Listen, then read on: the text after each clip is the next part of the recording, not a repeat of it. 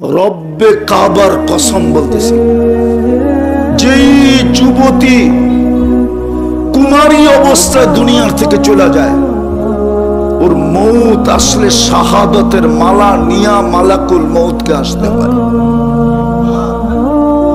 কিসের মালা? কিসের মালা? এই উম্মত তো চিনি না। জানেন শাহাদতের প্রকার কয়টা? এই উম্মতের সাধারণ মৌত আল্লাহ মাইনা নিতে চায় না। হুজুরও মানবে কিনা জানি না। এই উম্মতের সাধারণ মৌত আল্লাহ মাইনা নিতে চায় না। এই জন্য শাহাদতের প্রকার দিচ্ছে 56টা। কটা? কটা? এই উম্মত 56 ভাবে শহীদ হবে। কয় ভাবে? কয় ভাবে? 56 ভাবে। চিন্তা করতে পারেন, হাফ সেঞ্চুরির পরেও 6টা। বুঝা গেল এই উম্মতের সাধারণ মৌত আল্লাহ মাইনা নিতে পারে না। আল্লাহ চায় না এই উম্মত সাধারণ মৌত মরুক। অথচ যুবতী তো জানে না যে ও কুমারী অবস্থায় মারা গেলে ওর ভাগ্যে কি জুটবে। ও তো জানে না। এই যুবক তো সেজদার দাম জানে না, ওর মূল্য জানে না। আল্লাহ তো বলছিল যৌবনের মূল্যায়ন কর, শাবাবুকা ক্বাবলা হারামিকা, চির যৌবন তোকে জান্নাত দিব।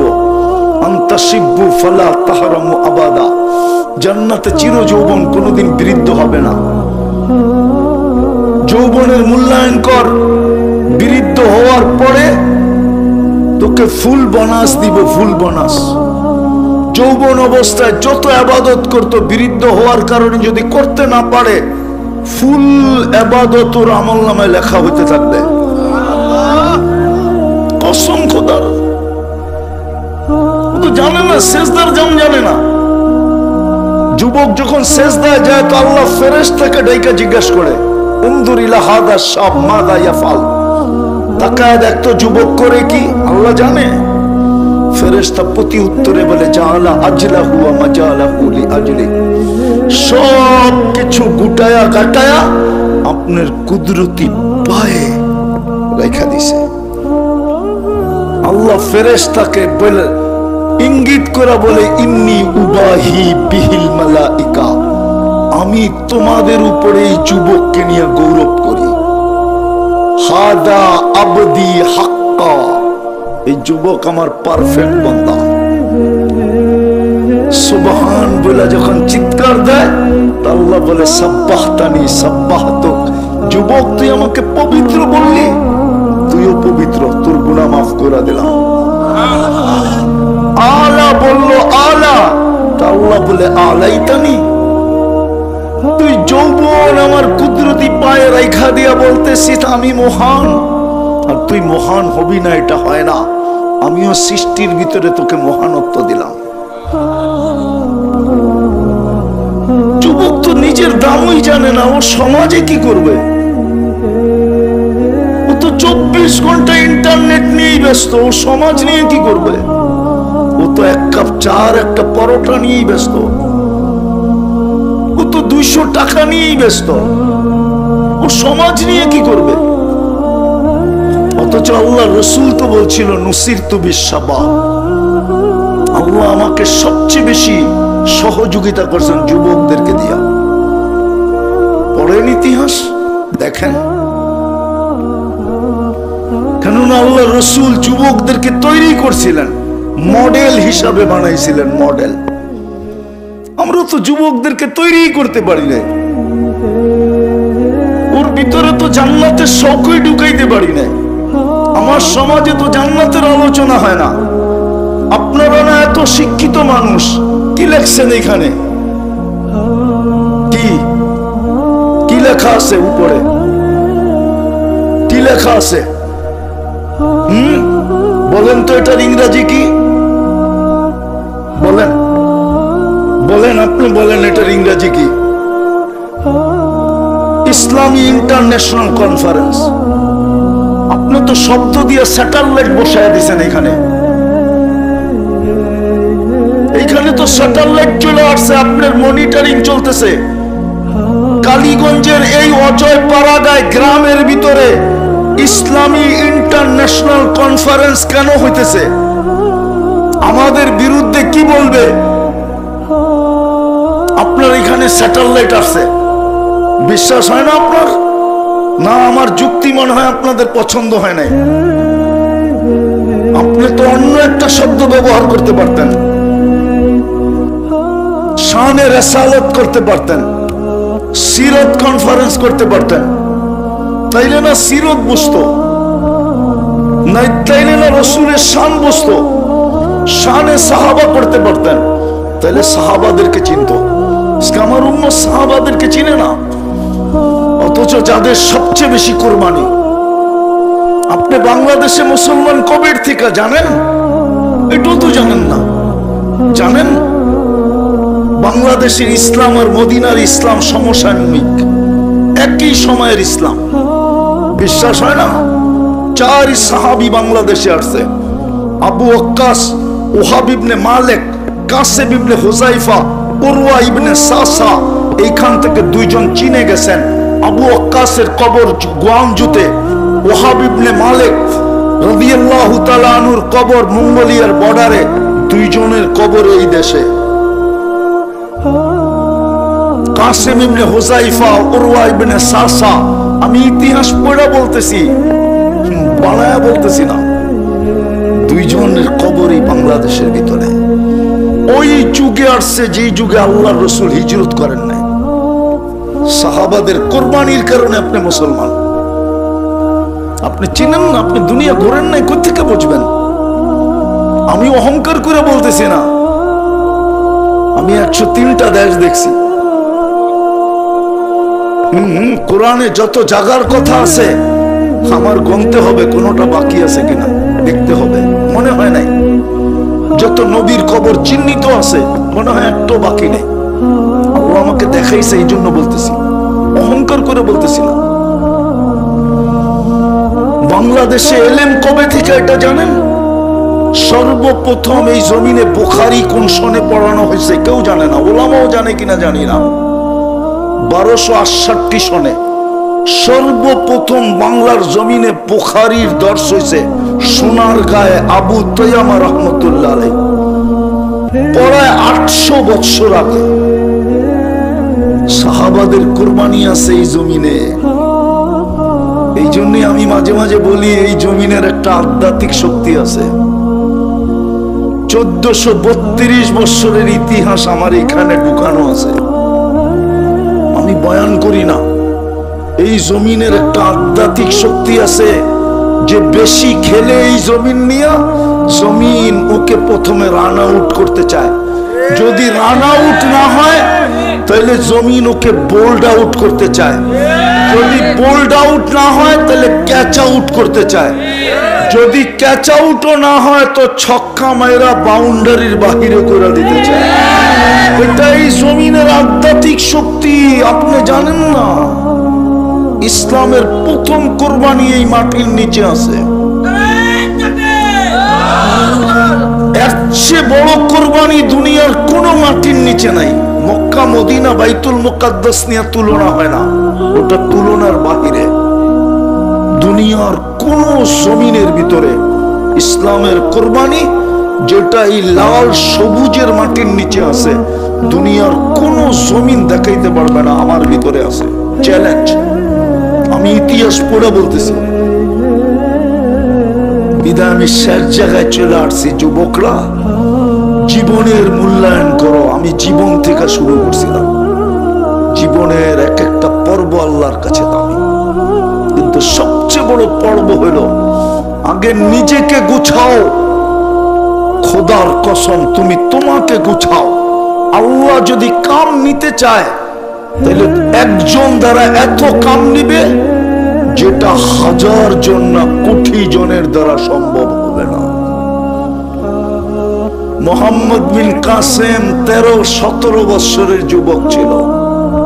কত কত কত কত হাজ্জাজ বিন ইউসুফের মেয়ের জামাই ছিল। যদিও হাজ্জাজ বিন ইউসুফের নাম শুনলে আপনাদের, হাজ্জাজ বিন ইউসুফের মেয়ের জামাই বছর বয়স, কাজ নিছেন। আরেকটা দেখাবো, দুনিয়াতে একটা আইল্যান্ড আছে, কমরু আইল্যান্ড, আমি গিয়ে আসছি ওইখানে। উসমান রাদিয়াল্লাহু তাআলা আনহুর 13-14 বছরের ছেলের কবর আছে, মুহাম্মদ ইবনে উসমান ইবনে আফফান। কমরু আইল্যান্ডে ভারত মহাসাগরের পানি বৎসরে একবার উপরে ওঠে, আর ওই কবরে আইসা চুমা খায়, চুমা, অনলি একবার। আমি জিজ্ঞেস করছি এরকম কেন হয়, বলতে পারি না। আমি ওই কবরের ভিতরে 2 ঘন্টা ছিলাম। 9টায় গেট খোলে, আমি 7টায় যে দেওয়ালের উপর দিয়ে ঢুকছিলাম। বলবেন আপনি দেওয়াল টপকায় গেলেন কেন? আমি জানতাম আমাকে কিছু বলবে না, কারণ আমি রাষ্ট্রীয় মেহমান ছিলাম, বিদায় আমাকে কিছু বলবে না, এটা আমার জানা ছিল। কিন্তু আমার নিজের মন মানতে ছিল না যে আমি 9টা পর্যন্ত অপেক্ষা করি। আমি ভিতরে যে ভাবতে ছিলাম যে দেখি এখান থেকে কিছু মিলে কিনা, আধ্যাত্মিক কোন শক্তি এই সিনায় আসে কিনা। 14 বছরের ছেলে।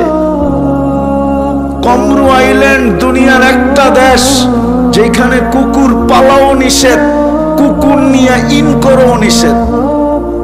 আপনি এয়ারপোর্ট পর্যন্ত যেতে পারবেন, কুকুর নিয়ে ইন হইতে পারবেন না, ঢুকতে পারবেন না, কুকুর পালাও নিষেধ।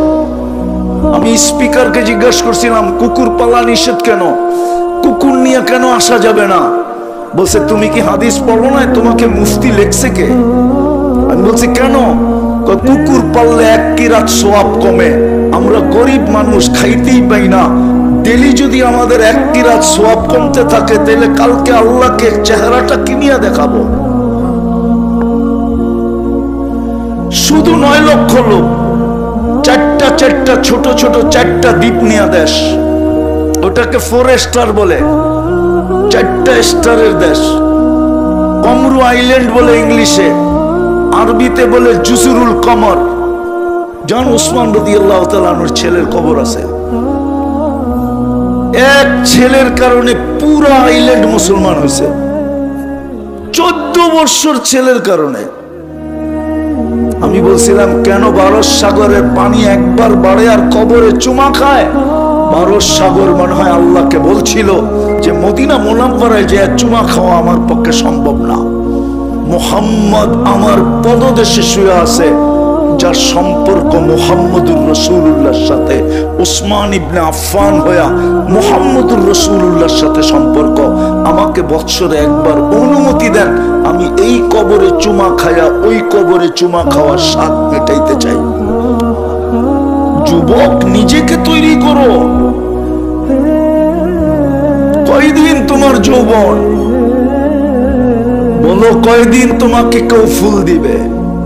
কয়দিন তোমার থেকে কেউ ফুল নিবে? কয়দিন? নিজেকে তৈরি করো। দেখবা তোমার একজন দ্বারা আল্লাহ কাজ যদি নিতে চায়, ইতিহাসের পাতায় আছে এক যুবককে দিয়ে আল্লাহ কাজ নিতে চাইলে সারা দুনিয়ার কাজ নিবে, দেশকে দেশের কাজ নিবে। সুলতান মাহমুদ গজনবী কয় বছর বয়সে রাজত্ব পাইছেন? ও যুবক, ইতিহাস পড়া দেখ না। সুলতান মাহমুদ গজনবী কয় বছর বয়সে রাজত্ব পাইছে?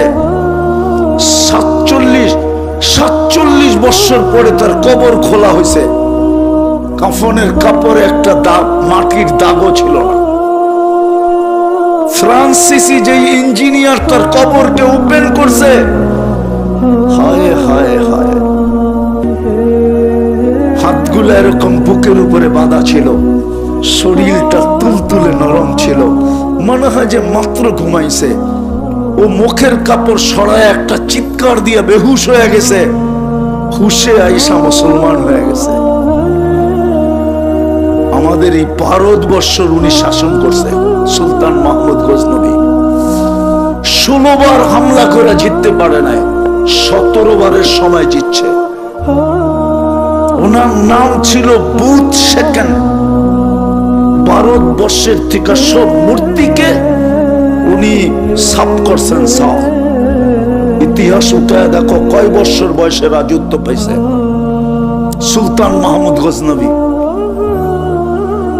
আরে দেখো না, দেখো না, বাদশাহ আলমগীর কত বছর বয়সে রাজত্ব পাইছে এই ভারত মহাদেশের। মোগলদের যিনি ফতুয়ায় আলমগীরি লেখছেন, কত বছর বয়সে রাজত্ব পাইছে দেখো না। হুজুররা দেখেন না। তারপরে যুবকদেরকে বলেন, তোমাদের পায়ে হাত দিয়া বলি, তৈরি করো নিজেকে, ইসলামের রঙে রঙিন করো, মুহাম্মদুর রাসূলুল্লাহর আদর্শে সাজাও। যুবক, শেষ হাদিস দিয়া শেষ করতেছি। তুমি জমিনে হাঁটবে আর আল্লাহ বলবে লাউলা শাবাবা খুশা। এই যুবক যদি জমিনে না থাকতো, লাজালতু সামা হাদিদা, আমি আকাশকে লোহার বানায় দিতাম, ওয়াল আরদা সাফসাফা, জমিনকে তামা, ওমা আনজালতু মিনাস সামাই কতরা, একটা বৃষ্টির ফোঁটা না, ওমা আমবাততু মিনাল আরদি হাব্বা, একটা শস্যের দানা না, বাল আনজালতু আলাইহিমুল আযাবা সাব্বা, একের পর এক আযাব দিয়ে ধ্বংস করে দিতাম। কিন্তু যুবক, তোর জন্য পারি না। এতটুকু দামি হবে তুমি। ইসলামের রঙে নিজেকে রঙিন করো, কাজ আল্লাহ নিবে কাজ। তুমি আর কি কাজ করবে? তুমি করতে চাইলেই বা কতটুকু করবে? আগে নিজেকে তৈরি করো। আল্লাহ যখন কাজ নিতে চাবে, একজন দ্বারা কাজ নিবে, একজন। এতটুক কাজ নিবে, সারা দুনিয়া তাক লেগে যাবে, তাক। দু চারটা দেখাবো। আমাদের থানবী রহমতুল্লাহ আলাইহি 1300 কিতাব লেখছে। ওনার বেশিরভাগ কিতাব ওই কয়েক কয়েক ভলিউম। 63 বছর বয়সে মারা গেছে। বলেন, উনি কি মারপেটের থেকে পড়ি লেখা শুরু করছে? 16, 17, 19 বছর তো লাগছে পড়া কমপ্লিট করতে। কিতাব সব কমপ্লিট করতে লাগছে 17, 18 বছর, 19 বছর লাগছে। 19 বাদ দেন, 63 থেকে কয় বছর থাকে?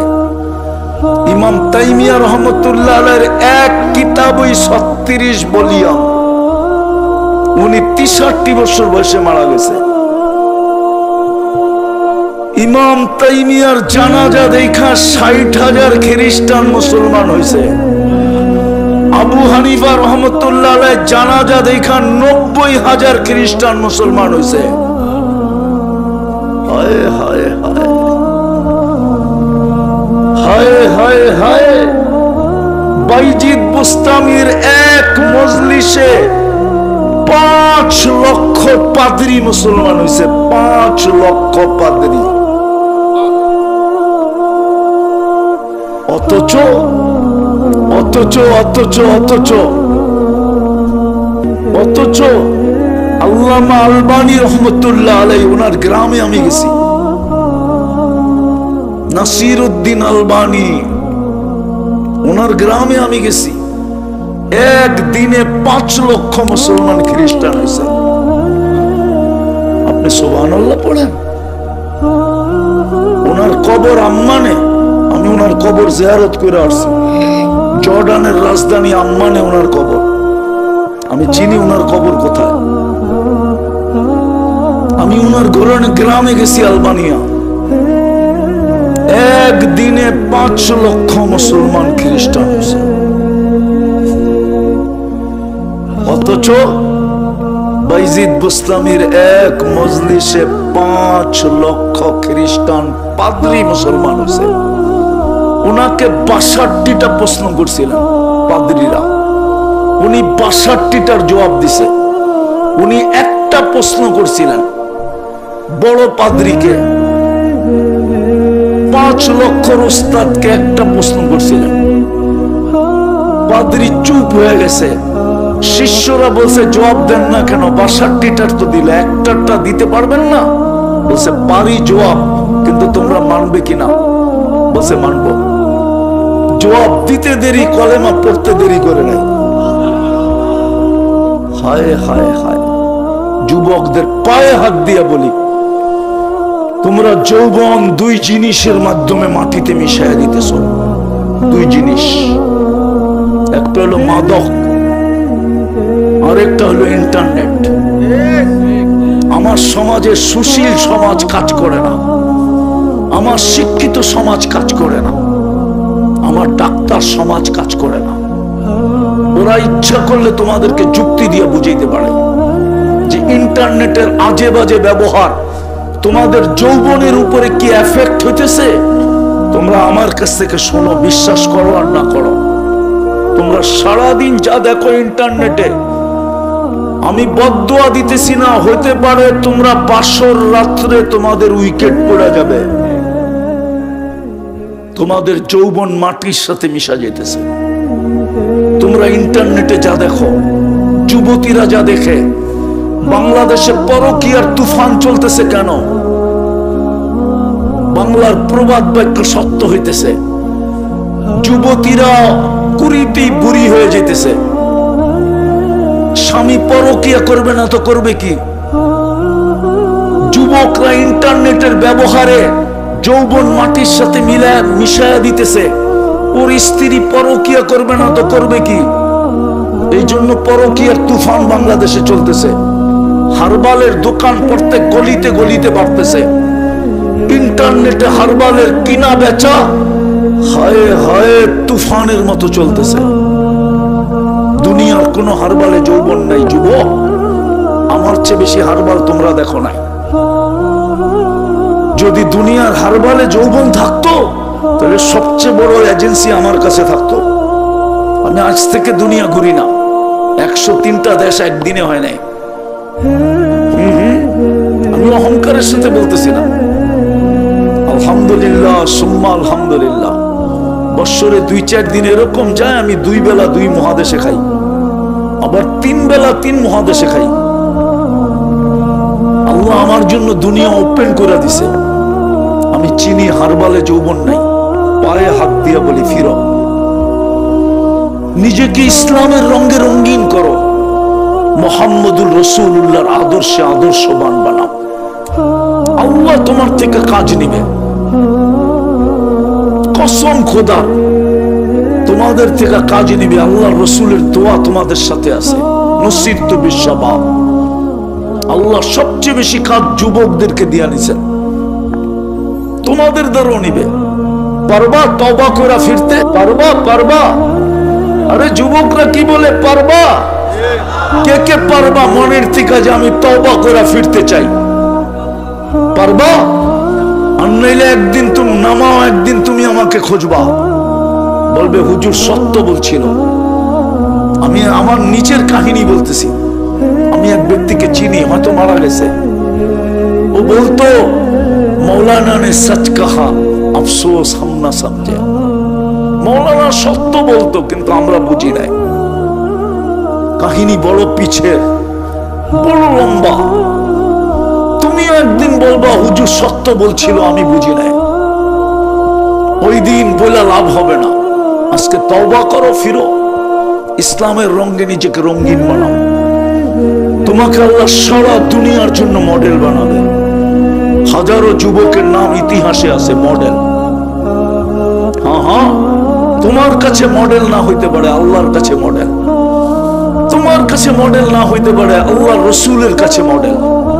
তোমার কাছে মডেল না হইতে পারে, সাহাবাদের কাছে মডেল। তোমার কাছে মডেল না হইতে পারে, সৃষ্টির কাছে ওই যুবক মডেল। সমগ্র সৃষ্টির কাছে ওই যুবক মডেল। সত্য বলতেছি, সত্য বলতেছি, নাহলে হাজারো যুবকের কবর আমাকে কাঁদাইতো না। আমি হাজারো যুবকের কবর চিনি। আমার চোখে একটা চশমা না, 2টা। ভিতরেরটা অপারেশন করে লাগানো, বাহিরেরটা শুধু দেখা যাইতেছে। কাঁদতে কাঁদতে আমার চোখ শুকায় গেছে, এখন আর কান্না আসে না। হ্যাঁ যুবক, এই জন্য তোমাদের পায়ে ধরতেছি আমি। তওবা করে ফিরে আসো, ইসলামের রঙে রঙিন হও। এই জীবনই জীবন না। বাংলার ওই প্রবাদ বাক্য সত্য না হোক, এই দিনই দিন না, আরো দিন আছে। এই দিন নিয়ে যাবে তোমাকে ওই দিনের কাছে।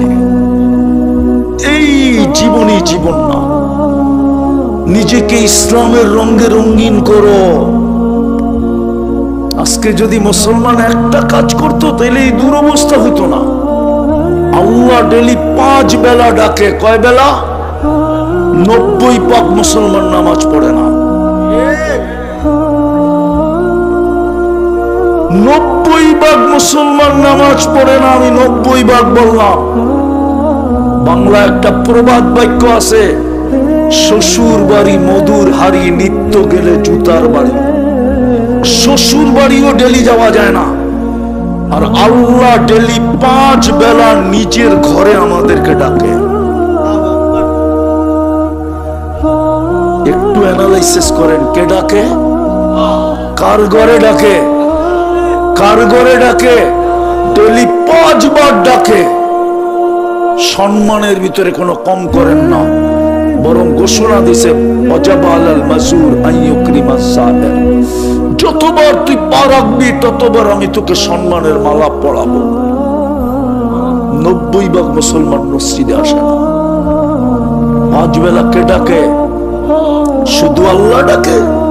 শুধু আল্লাহ তো ডাকে না, রহমানও ডাকে, রহিমও ডাকে, মালিকও ডাকে, কুদ্দুসও ডাকে, সালামও ডাকে, মুমিনও ডাকে, মুহাইমিনও ডাকে, আজিজও ডাকে, জব্বারও ডাকে, মুতাকাব্বিরুল খালিকুল বারিকুল মুসাফিরুল গফফারুল কাহ্হারুল ওয়াহাবুর রাজ্জাকুল ফাত্তাহুল আলিমুল কাবিদুল বাসিতুল খাফিদুর রাফিউল মুইজ্জুল মুতিল্লুস সামিউল বাসিরুল হাকামুল আদলুল লতীফুল খবীরুল হালিমুল আযীমুল গফুরুশ শাকুরুল আলিয়ুল কবীরুল হাফিজুল মুকিতুল হাসিবুল জলিলুল করিমুল রকিবুল মুজিবুল ওয়াসি আল হাকিমুল ওয়াদুদুল মজিদুল বাঈসুল শাহীদুল হকুল ওয়াকিলুল কবিয়ুল মতিনুল ওয়ালিয়ুল হামিদুল মুসি আল মুবদি আল মুঈদ আল মুহয়ি আল মুমীত আল হাইয়্যু আল কাইয়্যুম আল ওয়াজিদ আল মাজিদ আল ওয়াহিদ আল আহাদ আল সামাদ আল কাদির আল মুক্তাদির আল মুকদ্দম আল মুআখ্খার আল আউয়াল ওয়াল আখির আল যাহির ওয়াল বাতিন আল ওয়ালি আল মুতাওয়ালি আল বাররু আত তাওয়াব আল মুনতাকিম আল আফু আল রাউফ মালিক আল মুলক যাল জালালি ওয়াল ইকরাম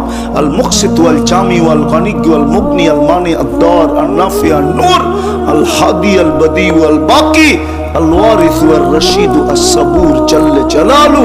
99 পদের মালিক আল্লাহ ডাকে। 24 ঘন্টা 4টা বুক করি সে ডাকে।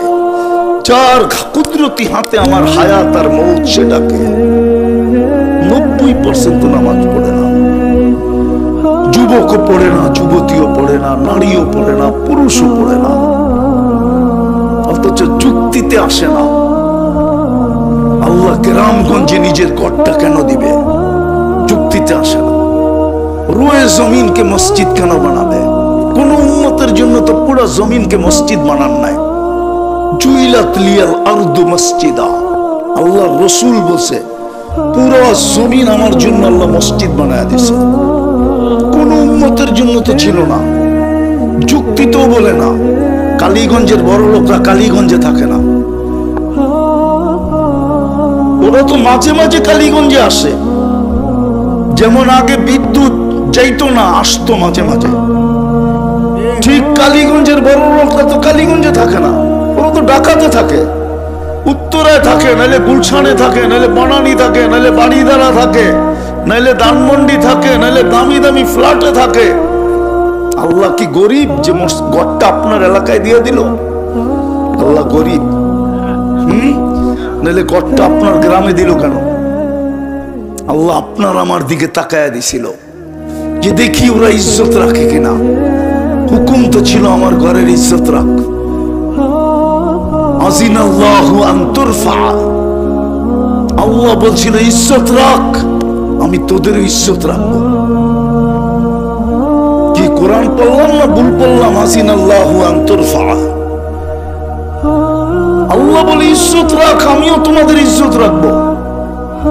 পায়ে হাত দিয়া বলি আসেন মসজিদ ভরেন, তাইলে চিৎকার দিয়ে কোনো কাজ হবে না। নিবেন আমার কাছ থেকে দলিল? আমি দলিল দিলাম। আমাদের কিতাবে লেখা নাই ইহুদিদের সবচেয়ে মান্য গণ্য, সবচেয়ে গ্রহণযোগ্য কিতাব, যেটা ইহুদিরা সবচেয়ে বেশি মানে, অক্ষর অক্ষর মানে, ওটার নাম তালমুদ। নেটে সার্চ দিয়া দেখেন তালমুদ নাম ওটা। ওটা লেখা আছে যতদিন পর্যন্ত মুসলমানের জুমার জামাত আর ফজরের জামাত সংখ্যায় সমান না হবে ততদিন পর্যন্ত মুসলমানের বিজয়ের পালা শুরু হবে না না না না। 250 কোটি মুসলমান জান দিল, বিজয়ের পালা শুরু হবে না। আপনি ব্যক্তির বিজয় চান না ইসলামের বিজয় চান? দেশের বিজয় চান না ইসলামের বিজয় চান? তাইলে জুমার ফজর সমান করতে হবে। আপনি ভাবছেন আল্লাহর ঘর খালি আর আপনি বিজয়? ইম্পসিবল। আল্লাহ আল্লাহ পায়ে হাত দিয়া বলি, অঙ্গীকার করেন নামাজ ছাড়বো না। মসজিদ বলেন, মসজিদ যেদিন জুমার ফজর সমান হবে, আমার মনে আছে রাশিয়া যেদিন ভাঙছে, আমার মনে আছে ব্রিফকেস গর্বাচভের কাছে ছিল, ও ঘুমেরতে উঠা দেখছে রাশিয়া ভেঙে গেছে, ও জানেও না যে রাশিয়া ভেঙে গেছে। ওই সময় ঘুমের ঘরে ছিল। ইতিহাসের পাতা উঠান, দেখেন আমার কথা সত্য না মিথ্যা। ব্রিফকেস ওর কাছে ছিল। ব্রিফকেস বোঝেন? হ্যাঁ, অ্যাটমি শক্তি যারা, ওদের ব্রিফকেসটা প্রেসিডেন্টের কাছে থাকে। গর্বাচভের কাছে ব্রিফকেস ছিল, ব্রিফকেস নিয়ে ঘুমায় ছিল। সকালে উঠা দেখে রাশিয়া টুকরা টুকরা। ও জানেও না রাশিয়া ভাঙছে কিভাবে। পত্রিকায় লেখা উঠছে যে একটা কাচের প্লেট ভাঙলে শব্দ হয়, রাশিয়া টুকরা টুকরা হয়েছে, কোনো শব্দ হয় না। আল্লাহ করবে আল্লাহ। আপনি মসজিদ পড়েন, ঘুমের থেকে উঠা দেখবেন বিজয়ের পতাকা উঠতেছে আকাশে। অসংখ্যদার। আর না হইলে আমি আমার কিতাবের রেফারেন্স দিতেছি না। আমাকে 89তে প্রশ্ন করছে, 89 প্রশ্ন আমি এখনো বলতেছি। 89 প্রশ্ন। তোমাদের ফজরে আর জুমায় মুসল্লি কতটুকু হয়? জবাব ছিল ফজর জুমার তুলনায় ফজরে কোনো মুসল্লি হয় না। খ্রিস্টান পাদ্রী, ইহুদি পাদ্রী জুস চিৎকার দিয়ে উঠছে, ইদান নাহনু ফিল আমান, তাইলে আমরা নিরাপদ। আমাদের কিতাবে লেখা আছে যতদিন পর্যন্ত তোদের সংখ্যা সমান না হবে আমরা নিরাপদে থাকবো। ইচ্ছা করলে তোদেরকে মাটিতে মিশাইয়া দিব, কিচ্ছু করার ক্ষমতা থাকবে না। আজকে তো তাই হইতেছে ফিলিস্তিনে। একটা রুটির টুকরার জন্য মরতেছে আর মুসলমান তাকায় তাকায় দেখতেছে, অথচ দুনিয়ার চাবি মুসলমানের কাছে। আজকে যদি ঘুরা দেয় কালকে সকালে ঠিক হয়ে যাবে। সারা দুনিয়া সাইজ এরকম চাবি দিছে, কিন্তু ঘুরাবে কে? ভিতরে শক্তি তো নাই, দম নাই, দম দম ভিতরে কি নাই? দম নাই। মুসলমান শাসকদের ভিতরে দম নাই, দম। দম যদি থাকতো তাহলে 60 দেশ এক হয়ে বলতো চাবি ঘুরাইয়া দিলাম। এক রুটি ভাগ করে খাবো, তারপরও তোদের দিকে চোখ তুলে তাকাবো না, নাইলে মাসের পর মাস রোজা রাখবো। একদিনে চাবি ঘুরাইয়া দিছিল এক দেশ শুধু। বলবো ফয়সাল বলছিল, ফয়সাল চোখ গরম করে লাভ নাই, আমার কাছে জমজম আছে, খেজুর আছে। মা উ জমজম লিমা শরীফ, আমি জমজম খাইলে আমার খিদা নিবারণ হয়ে যাবে, আমি জমজম খাইলে আমার পিপাসা দূর হয়ে যাবে, আমি জমজম খাইলে দুনিয়ার সমস্ত ওষুধের কাজ করবে। উলামা একমত, মা উ জমজম লিমা শরীফ। তুই আমাকে চোখ বড় বড় করিস না। তেল দিব যদি তুই বিনিময়ে আমারে সোনা দিতে পারস, নাইলে দিব না, বন্ধ করে দিব। ওই দিন থেকে রিয়াল আর ডলার মরবুত বোঝেন না। ওই দিন থেকে আজ পর্যন্ত রিয়ালের দাম আর ডলারের ভিতরে 20 পয়সা ডিফারেন্স হয় নাই, 20 পয়সা। শুধু একজনের চাবি ঘুরাইছিল। কি 2 দিন আগে দেখেন নাই হরমুজ প্রণালীতে খালি একটু বলছে, 2টা জাহাজ স্টার্ট করে দিয়া বলছে দিলাম বন্ধ করা, সাথে সাথে সাইজ। মুসলমানের কাছে চাবি আছে কিন্তু ভিতরে দম নাই। দম কি নাই? দম নাই আমাদের ভিতরে। আমার কথা মানেন, পড়েন মসজিদ, পারবেন না ছাড়বেন? আরো ছেড়ে দিবেন নামাজ? বলবেন আমি ব্যস্ত, ঠিক না? পড়বেন না ছাড়বেন? মসজিদ বলবেন না আরো খালি করবেন? পাক্কা ওয়াদা? আল্লাহ আমাদেরকে আমল করার তৌফিক দান করেন। ওমা আলাইনা